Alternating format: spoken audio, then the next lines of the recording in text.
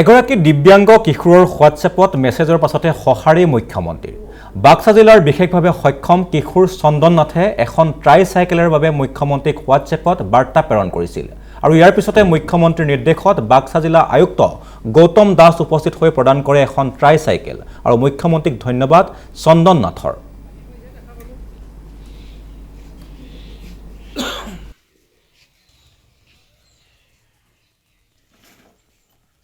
তোমাৰ এখন ট্ৰাইচাইকেল দিছে শ্যাম মামাই।